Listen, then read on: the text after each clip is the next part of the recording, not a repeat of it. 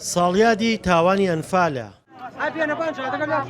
کە سوکاری ئەنفالکراوەکان ڕێگەی مەزاری ئەنفالکراوەکانیان لە گوندی دێبنەی گەرمیان داخستووە و ڕێگە نادەن هیچ بەرپرسێکی حزبی و حکومی سەردانی مەزارەکە بکات.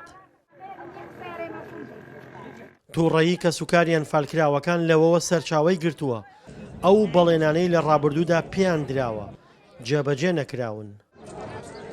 هیچ بەرپرسێک ئامادە نەبوو لە ماوەی ئەم 5 ساڵەیە بمان بینێ ئیشمان بۆ بکە ئێمەش دەرەنجامی ئەوانەی کە ئەوان ئەو بێڕێزەی ئەکەن بەرامبەر کە سوکارمان و بەرامبەر کەیسی ئەنفال ئەمڕۆ ڕێگریەکەین ڕێگە نادەین هیچ بەرپرسێکی حکومی حزبی بێتە سەر مەزارەکە. من خۆم 9 مانگ و 15 ڕۆژ لە نوگرە سەلمان بوومە و دوو خوشکم لەوێ جێماوە 60 نەفەر خاڵۆ و خاڵۆزا و هیوکم ئەنفالە تا ئیسە لە بیابانەکانی سەماوە نوگرە سەلمانە یەک گۆڕینە هاوریاوەتەوە ئەو گۆڕانش کە هاوریاوەتەوە ئەو خزمەت گوزاریەکەیەتی 4 قەڵەم تۆزیانتیانە بەخوا 4 ڕۆژتر هاوین با لێگا ئەیواوتەوە هەر ئەوەنەیە ژین ها لە باوەشی نیشتیمانە ئەینا هیچ خزمەت گوزاریەکیان بۆ نەکرا. ئیسە من یەکەم داواکاریم ئەوەی هاوردنەوەی ڕوفاتەکانە بەڵام بەداخەوە هاوردنەوەی ڕوفات ئەبێ خزمەت گوزاری بێ ئەبێ دەوڵەتەکان بێ ئەبێ بە نێودەوڵەتی بکرێ ئەبێ ئەنفال بە جینۆساید بناسرێ هەتا ئیسا ئەنفال بە جینۆساید نەناسراوە بەڕاستیە. لە کاتێکدا ڕێگەی سەر مەزارەکە گیرا بوو بەڵام کە سوکاری ئەنفالکراوەکان خۆیان چوونە سەر مەزاری ئەنفالکراوەکان لە گوندی دێبنە. ئەوان هەرچەندە ناسنامەی ڕووفاتی نێو گۆڕەکان ناناسن و نازانن کە سوکارەکانیان لەژێر چ گۆڕێکدایە بەڵام بەهاتنە سەر مەزارەکە ئاسوودەییان بۆ دێت.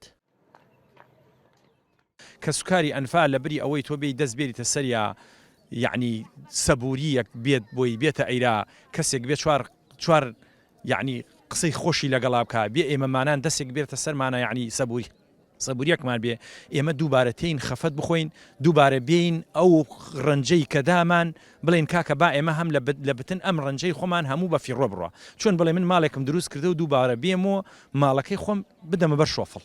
هەرچەندە ڕژێمی بەعز کە پرۆسەی ئەنفالی ئەنجامدا و هەزاران کوردی زیندە بەچاڵ کرد ڕووخاوە بەڵام هەندێک لە کەسوکاری ئەنفالکراوەکان هێشتا تێڕوانینیان بەرامبەر حکوومەتی عێراق نەگۆڕاوە و تووڕەن.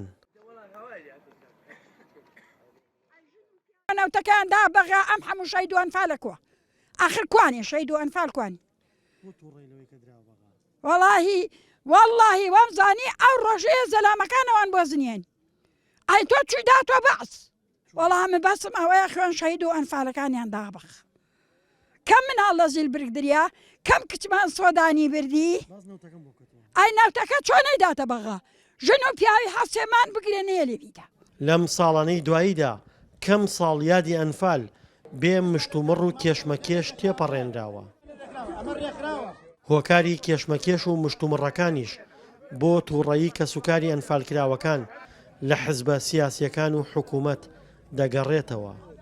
دڵشاد ئەنوەر، دەنگی ئەمریکا، گەرمیان.